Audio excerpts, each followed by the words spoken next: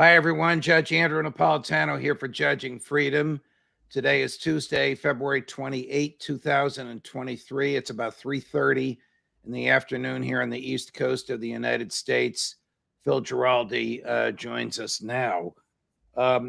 Phil, you have a great article out. I love all of your work, of course, but you have a great article out aggressively challenging here's how I'll describe it, the mindset behind American foreign policy. But before I get to it, I want to talk about the work of somebody you and I know and admire, and that's Cy Hirsch. Do you have any more thoughts or ideas about the government's inability effectively to refute Hirsch? And the flip side of that coin is the media's utter silence on what Hirsch revealed. What he revealed, of course, was the destruction of the Nord Stream pipeline by CIA and American Navy personnel. Yeah, well, it's really something remarkable to watch as it kind of I dare say unfolds, but it's not really unfolding at all. This is I think what has happened is that this total clampdown on any kind of further investigation or commitment by the U.S. government to reveal what it claims to know.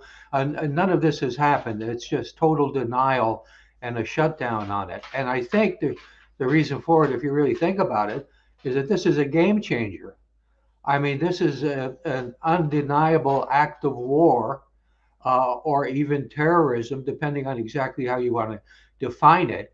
And this is done against a major ally in part, and also against a major power, nuclear power, with which the United States is not actually at war. So How do intelligence agents feel, whether they're in the business of gathering info like you were, or whether in the business of destroying things like obviously some parts of the CIA are? How do they feel when they're told they have to destroy an asset that belongs to an ally? Yeah, now that's a good question. I really kind of wonder how they came up with the people who actually did the job, because most people that work for the government basically feel there are certain things that they have to do because they're expected to do them. But this goes way beyond that. And indeed, from Seymour Hersh's coverage, it's quite clear that these downside issues were discussed. It's not exactly like they were hidden. And so you had people pulling off this operation who were fully aware of the potential escalation, the potential for this turning disastrous in terms of the human race. So there are people in the CIA, um, more in the Phil Giraldi camp, like this is wrong and we shouldn't be doing it, as opposed to the Jack Devine camp. We'll do whatever the boss says, particularly if it can harm the Russians. Yeah, well, there certainly is that division. I have some friends of mine from the agency that we don't really talk much to each other anymore because really did imbibe the Russophobia that is motivating a lot of these people. And certainly, I think, if you look at the Biden cabinet, it's full of Russophobes. I mean, essentially, they're trying to make a case that Russia is responsible for all of this stuff that's gone on, which is completely inaccurate. You have written in this piece that I mentioned a few minutes ago, talk about Russophobia, that we, I guess you mean the American government, you don't mean you and I and the people watching us now, are, quote, slaves to power brokers who hate Russia. So, who are these power brokers that hate Russia, and what is the origin or basis of this hatred? Well, I think the hatred is multifaceted. There are people kind of in our age group who were brought up with the Cold War and with the fact that we were sold the concept that Russia was manifestly evil. So there are a lot of people, my former agency colleagues are kind of my age, and some of them certainly have embraced that view. And then there are other issues that arise about Russia. There are many in Jewish organizations in the United States and elsewhere who basically view Russia in a very negative way due to history, under the czars, and this sort of thing. So I think a lot of those people are in power in the State Department and other places right now, and who are preferring to see a very negative narrative about Russia. Do you think that one of the goals of American foreign policy with respect to Ukraine, uh, even more so than driving the Russians out of Crimea, which I think is militarily impossible and would result in the use of nuclear weapons. But do you think that one of the Biden administration foreign policy team's goal is to drive Vladimir Putin from office, not knowing who or what would replace him? I think that's precisely one of their major objectives. They certainly the Defense Department has been quite candid, I think, in terms of saying one of the objectives in supporting Ukraine is to weaken Russia and to eliminate its ability to interfere in Eastern Europe. So that's an enunciated goal. But I think a lot of the other stuff is basically to get rid of Putin, because again, we get back to Putin. Putin, one of his first acts when he took over 20 years ago was to get rid of a lot of the oligarchs, and a lot of the oligarchs were Jewish, and so certainly this was and is a motivating factor against Putin, and I think they would like to see him go and replace him as they did in Ukraine with somebody who was willing to kowtow to the United States. Well, they don't know who would replace Putin. I mean, if you listen to his predecessor, Dmitry Medvedev, who was the president for a 4-year period between Putin's first two terms, and then he was prime minister or some nonsense for 4 years, and then they changed the Russian constitution, which let him succeed himself over and over again. But Medvedev was the nominal legal leader of the government. He's now the vice chair or deputy chair of their equivalent of National Security Council. You know who I'm talking about. Last week said that the Russian forces could go all the way to the Polish border, and it might be necessary or appropriate for them to go into Poland because Russia needs a buffer zone from the West.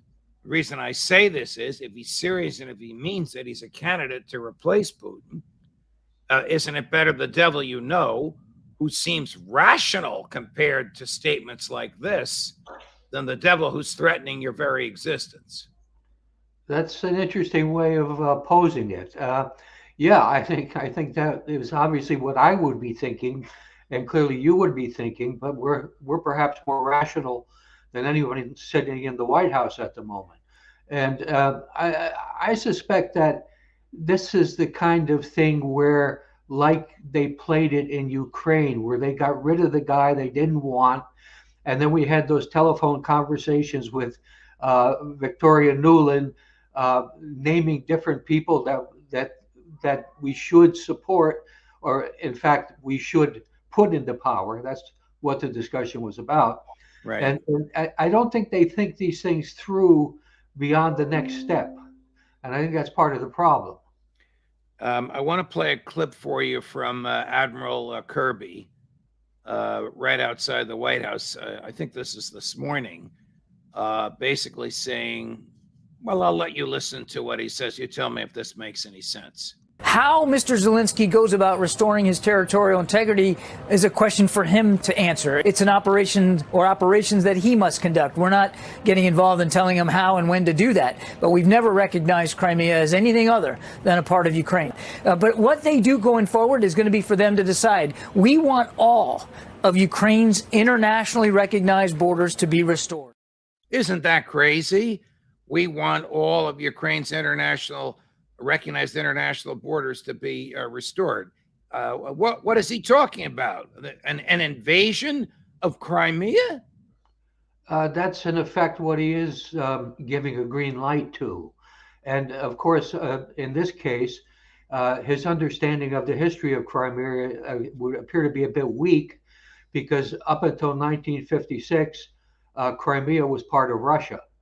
And it had been conquered by Catherine the Great in the 18th century and was always a part of Russia. 300 years it's been a part of Russia. So, so the last 60 years undo that apparently, and that was a fix done by Khrushchev for political reasons. He wanted support from one power player or another, and then so he made the change.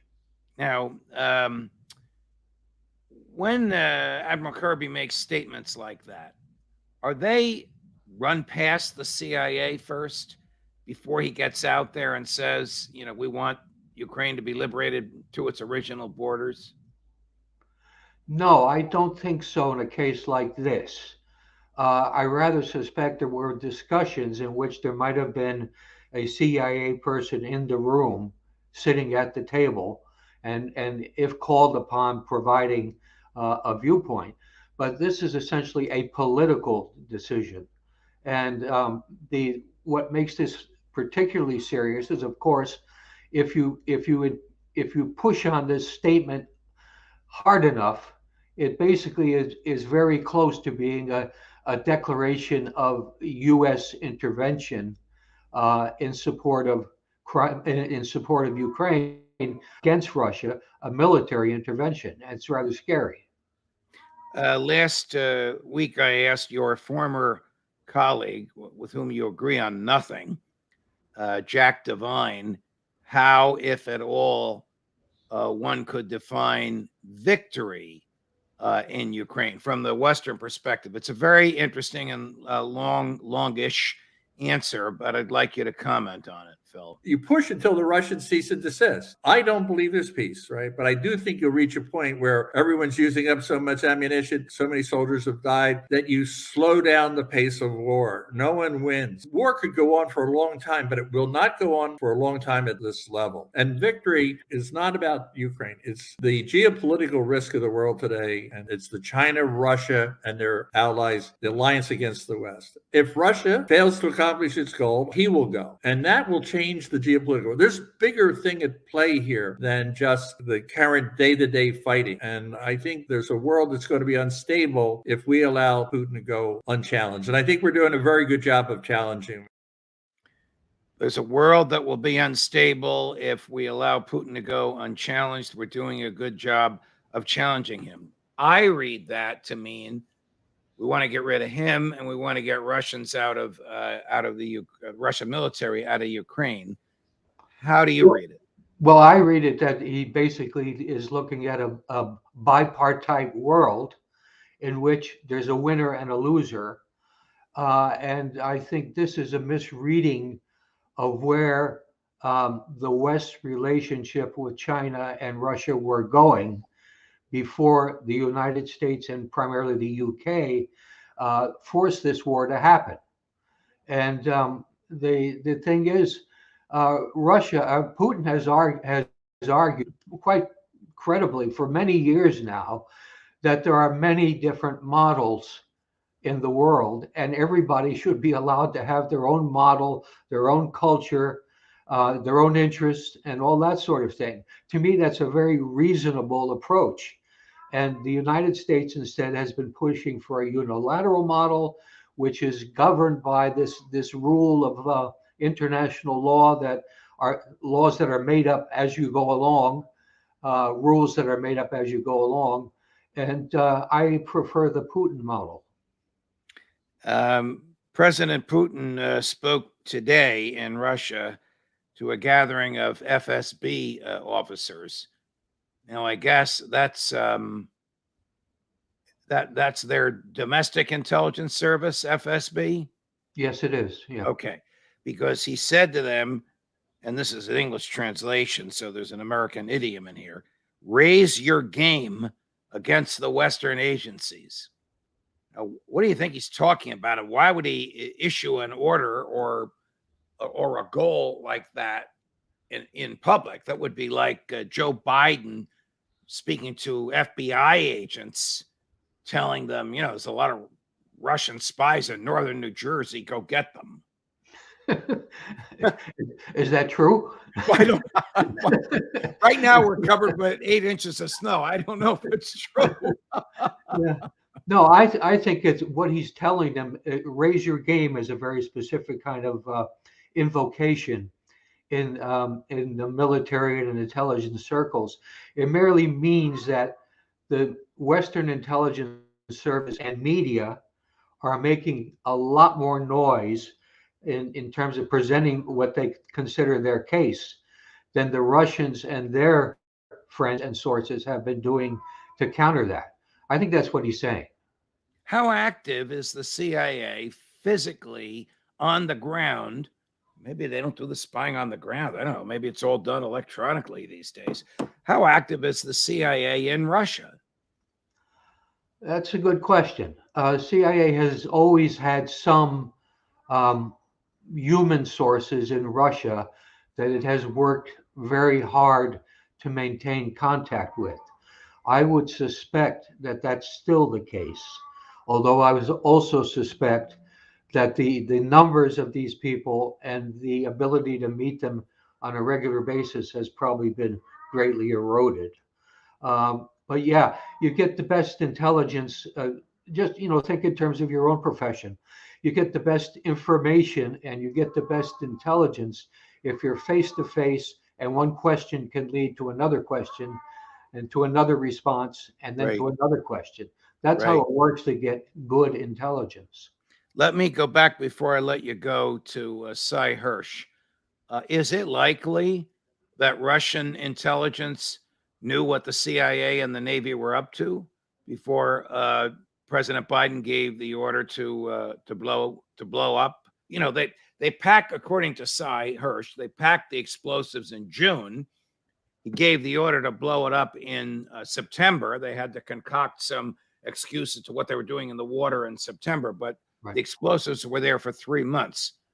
Question, is it likely Russian intelligence was aware that the explosives were there for 3 months? I don't think so.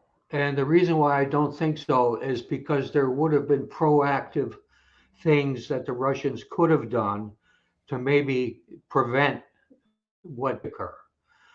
They could have leaked stories about what was there on the seabed.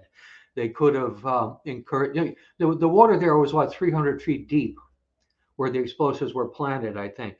So the fact is, they could have even invited people to go, journalists, to go down and take a look. There were a lot of proactive things that they could have done to prevent it, and they didn't do it. So I rather suspect, no, they didn't know. But once the explosion was detonated and the environmental catastrophe and economic catastrophe was immediately apparent, did Russian intel know that it was us? That it was, I hate to say us, you and I had nothing to do with it. It was that it was the United States government, it was the Biden administration, it was the CIA and the Navy. They might not have had evidence that would stand up in court, but nevertheless, they would have known this was the only available perpetrator, the only entity that had both the motive and the capability to do it. So I think they knew for sure who did it. But the question was, of course, did we, apart from ruins of pipelines on the seabed, and possibly ability to reconstruct how it was done mechanically, they really didn't have what kind of proof they could use to go to the UN or go to mainstream media. Got it. Phil Giraldi, always a pleasure. Your a storehouse of knowledge. Thank you very much for joining us. Well, thank you. Judge Napolitano for Judging Freedom.